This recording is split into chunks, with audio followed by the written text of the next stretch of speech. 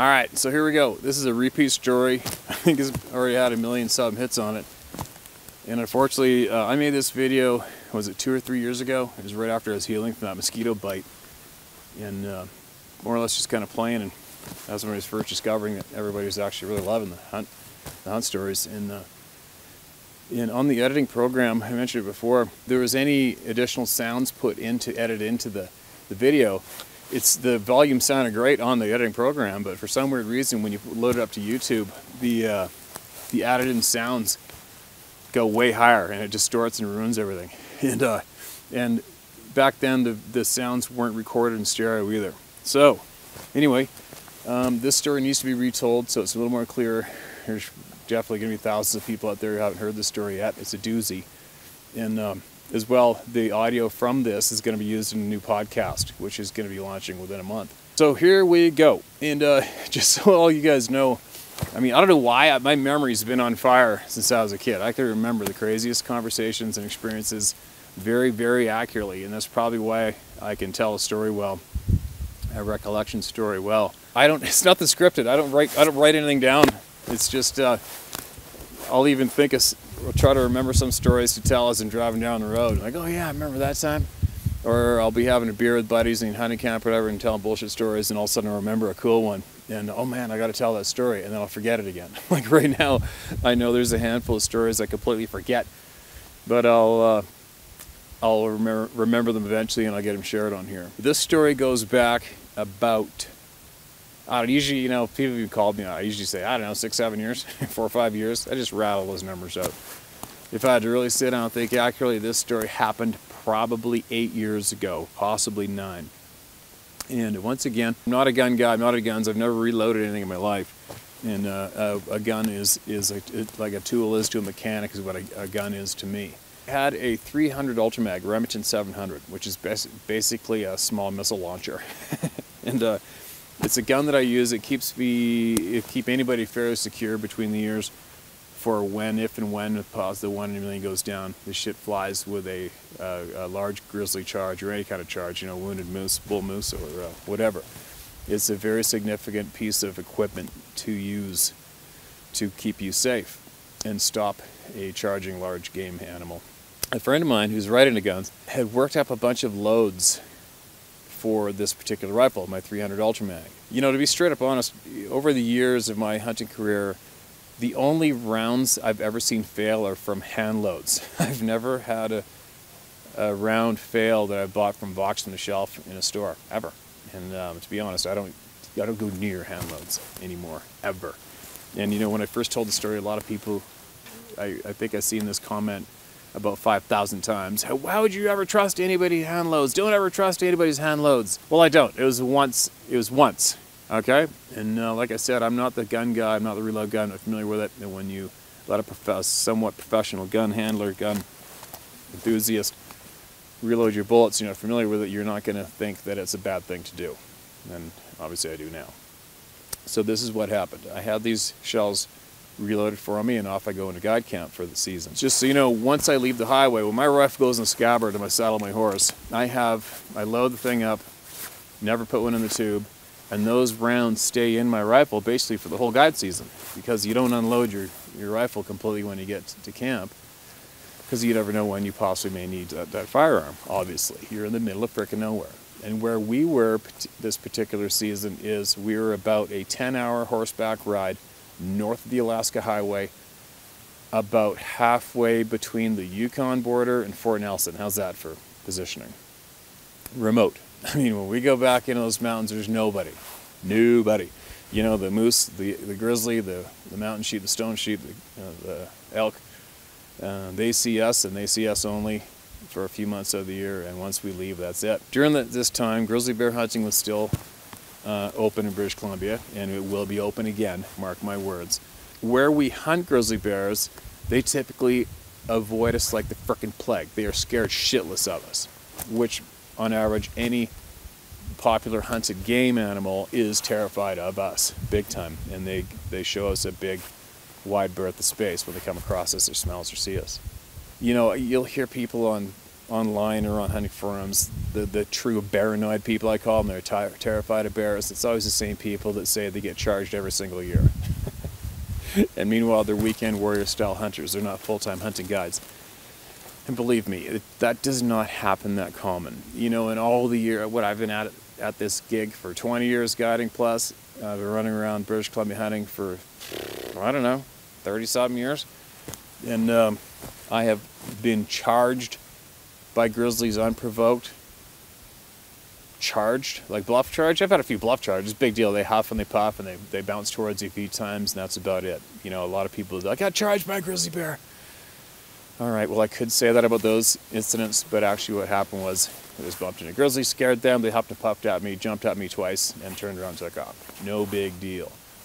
If you tell me you were charged by a grizzly bear, what I believe a grizzly charge is, when their ears go back, they focus on you, and they're coming at you doing 40 miles an hour. That's a bear charge, okay? Not a bluff charge.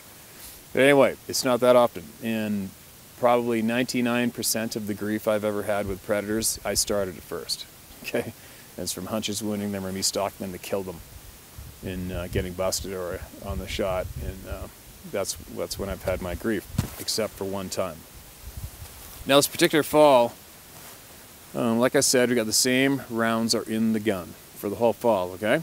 And it's the September, to start off with, it's September 1st to 10th hunt. It's the first hunt, and it's usually a moose and elk combo hunt, and possibly grizzly if the guy's got a tag. And this particular hunter had a moose and elk tag, guy from the States.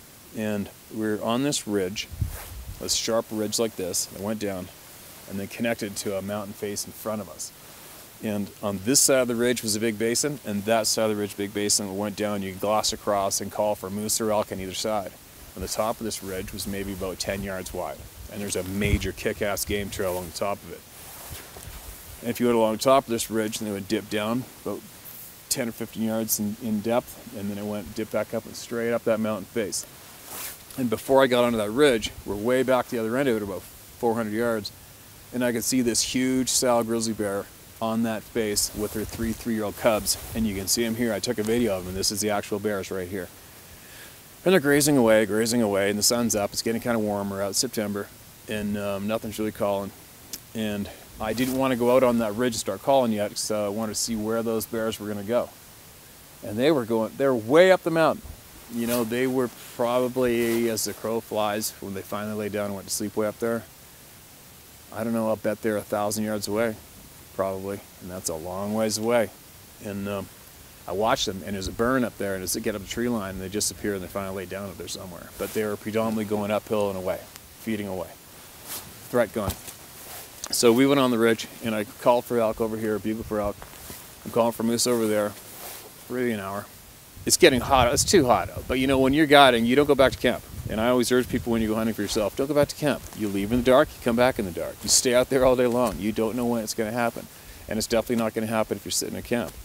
So what we typically do is we hunt hard for the morning till it gets real hot out in early season, and then we do what the game does. You lay down, you have a rest, and you relax, and you wait during that hot afternoon. So I did a bit of calling for about an hour. That was happening. My hunter, he's having a snooze. I'm sitting there glassing. And then I'm kind of laying back for a minute, and then I hear him wrestling. I kind of listen, and then I hear him. He goes, hey, I hear something. I'm like, what? And now that dip in the trail is right below us. It's right there. We're right up on this little hump. And it's willow, willow about up to here, deep. And he goes, here's something right down here. And I'm thinking, what the hell is it? Maybe could be something coming along the game trail. So I come over, and I'm listening, and I look ahead, and on an angle right there, about 15 yards, all of a sudden a grizzly bear, one of those 3 cubs stood up, 3-year-old cubs stood up, was looking at me. I'm like, oh shit. And I go, don't run, don't run. And all of a sudden the other one pops up, and the other pops up, and I go, don't run, to the hunter. But meanwhile, too late, he already bucked. He turned around and took off. The first grizzly cub that stood up, he turned around and took off. And you know what? I don't mind that at all, because if you can Google up a couple of the latest grizzly attacks the past few years. A couple guys got shot by accident while the attack was going down. One was a panic guy, shot the hunter.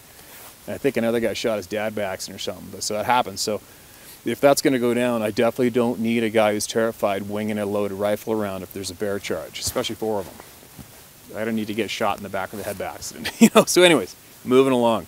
He took off. So I'm standing there and I've got my Ultramag. And I got one in the tube. And I'm aiming at these things. And the 3 cubs stood up and the mom stood up and looked at me. These things are 15 yards away. And if you know anything about bear encounters and charges, she should have charged me. Why she didn't attack me that afternoon is beyond me. Why she didn't even bluff charge, I haven't a freaking clue. It's still to this day, it's amazing.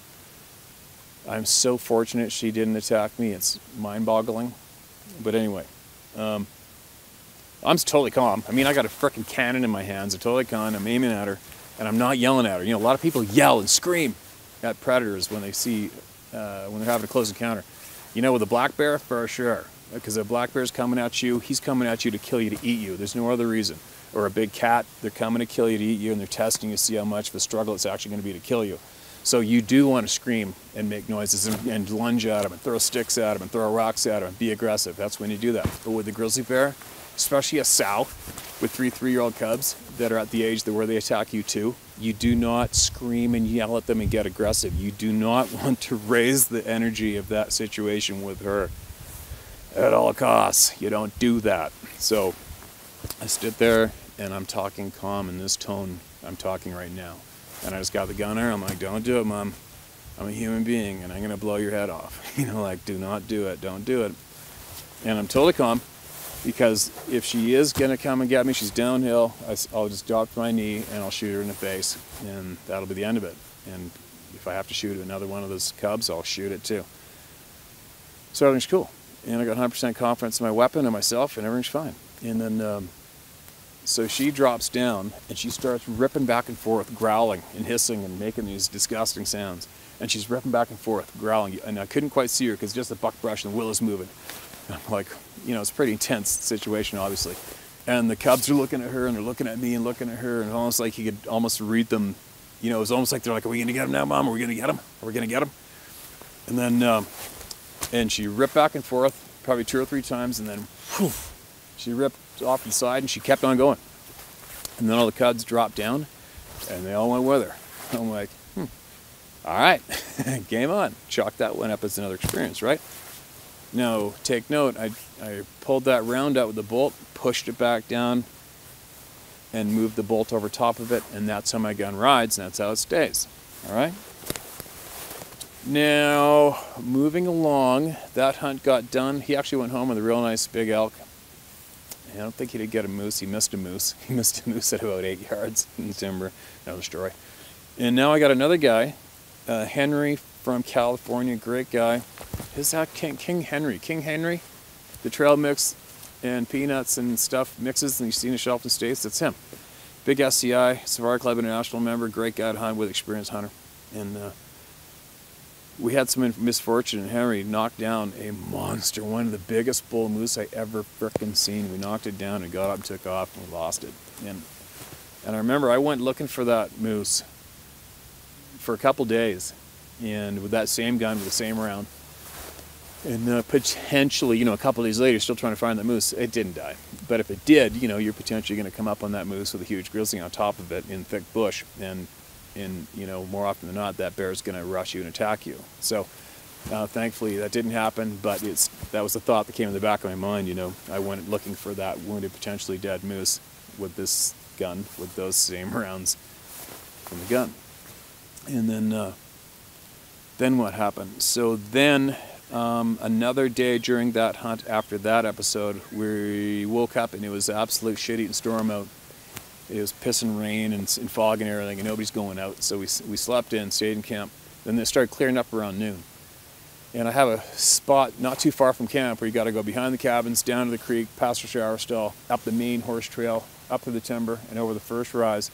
And over that first rise, I tie up the horses, and then we hike down about 200 to where I took a chainsaw years ago and I cut out this big opening so I could glass to all the mountain slopes even farther, again, for big moose and sheep, and have a little fire or whatever. So it's a nice close hunt. It's good for days like this. You got a half day. So we went there and left camp. Take note now, we left camp around noon, maybe 1 o'clock. So we got a few hour hunt for the afternoon. So we ride up there, and the trail's been there since 1968 or something. I mean, this is a major horse trail right close to camp. It's pounded down. It's got dirt on it, and tracks really show up on it real good.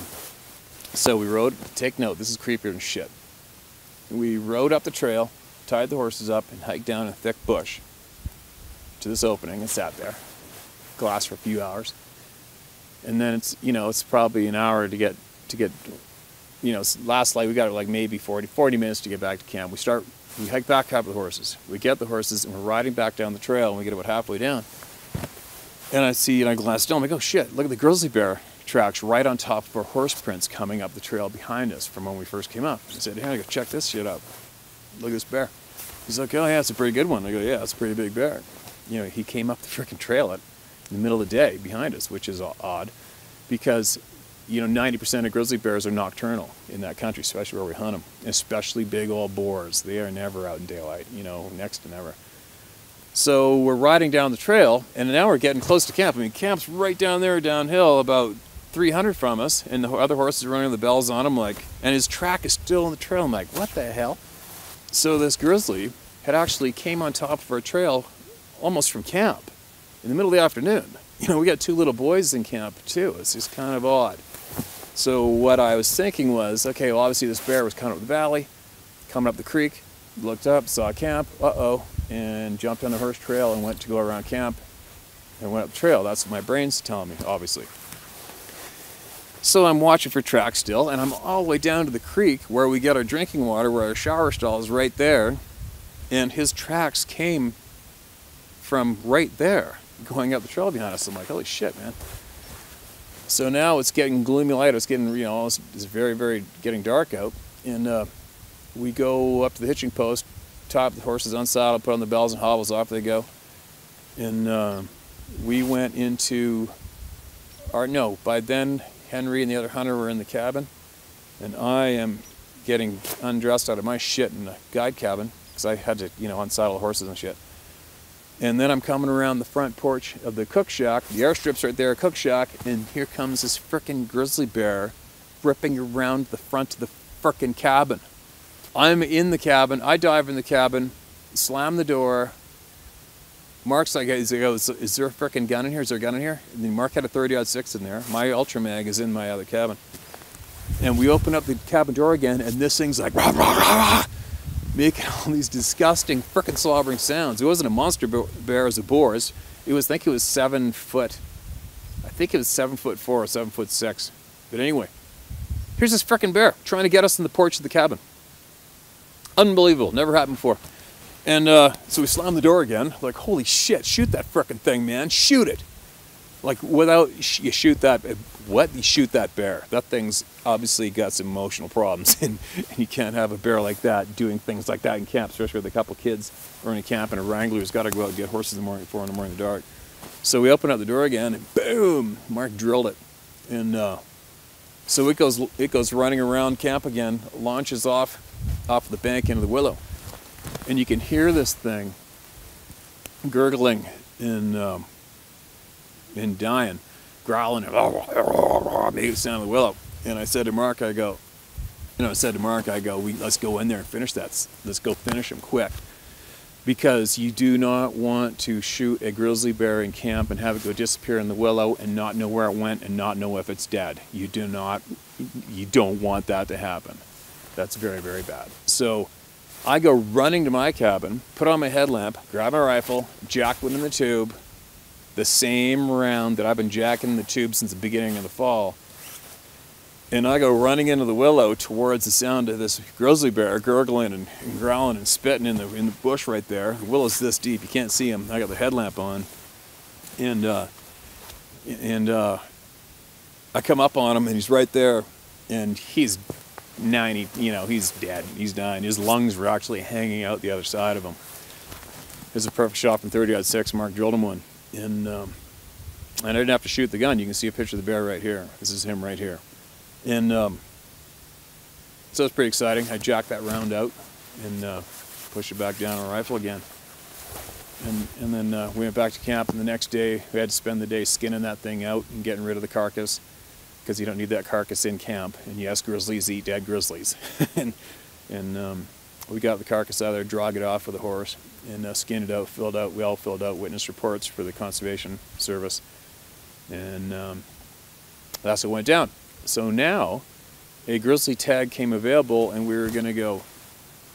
Henry was contemplating buying the tag, and it's kind of funny because he's asked me, he's like, what do you think, should I get the tag? And I'm like, dude, get the tag, trust me, get the grizzly tag, we'll get a monster on Grizzly Gulch. And he waffled on getting the tag, and I'll show you the bear we videotaped here that day, because he goes, well, let's just go out and see if we can find a bear first. And I'm like, dude, we don't have time, your hunt's over in 2 days or 3 days, and you need to buy that tag 24 hours before you go hunting them. And he did buy the tag, and sure enough, we found this monster frickin' bear. Check this thing out, easily over 8 feet, and we found him. But anyway, backpedaling. Before that day, now that I realize we're potentially going to go looking for grizzly bears intentionally, I said to Henry, I go, okay, well, let's shoot our guns. You know, we've been through a lot here in this hunt, and let's just make sure our guns are still on. So Henry pumped one out of his rifle. It's still on. I jacked that same round into my rifle, the same round that I was pointing at that sow and 3 cubs that should have attacked me. The same round I had in my gun when I was going through thick bush, potentially looking for a 2-day-old moose carcass. The same round that I went running into the willow with the headlamp on to finish that grizzly bear with already got a hole in it. And imagine if it came lunging at me, that same round. And I took a shot. I pulled the trigger and nothing happened. It went click. I'm like, what? And then I looked at it, I opened up the bolt and pulled that empty shell out, and a wisp of smoke come out of the shell, and the barrel was clogged. And my buddy back home, who had hand loaded all those shells, had forgot. So, well, I don't know. I don't know anything about hand loading, you guys. So don't ask me how. I haven't a frickin' clue. All I know is there was no gunpowder in that shell. And the primer was enough to push the lead into the tube. So once I realized what potentially everything I had just gone through the last 2 weeks, my knees, I remember vividly, I still remember obviously, my knees started turning to rubber and wobble, and because I should be dead. I should not have survived that. You know, imagine if that sow came flying at me, which she should have. I would have pulled the trigger, nothing would have happened. I would automatically just jacked another one there and pulled the trigger again. It would have blew the gun up in my face, and she would have finished the job and tore me to living rat shit, and I would have died. 100% I would have died. I should have died. The bear, oh yeah, and take note, after the grizzly tried to get us in camp, tried to get me in camp, get us, I want to find out where that thing came from the next day, and I backtracked it, and you're not going to believe this. So that bear was in camp at noon. It followed my hunter and Henry and I, all the way up followed us up the trail. We tied up the horses and went down and sat. It sat on us up there somewhere. It sat on us. And then that bear followed us all the way back to camp, and then decided to charge on the porch. Is that not a mentally handicapped, emotionally disturbed frickin' 1 in a billion grizzly bear? Like, that moment, that episode right there is absolutely mind-boggling, frickin' amazing. I still cannot believe it. Like a grizzly bear like that, okay, he wants to kick my ass or somebody's ass. He's already sitting on me in the thick bush up there. That bear could have killed both of us at any time he decided to. That's how much they outclass us. We were just sitting there talking about who knows, we're bullshitting, using our spot scope binocular, looking at a mountain. You would never suspect in 10 seconds there is a mature grizzly bear stalking your ass behind you from downwind in the thick bush. He would kill us both like that. Why he didn't kill us both then, I haven't a freaking clue.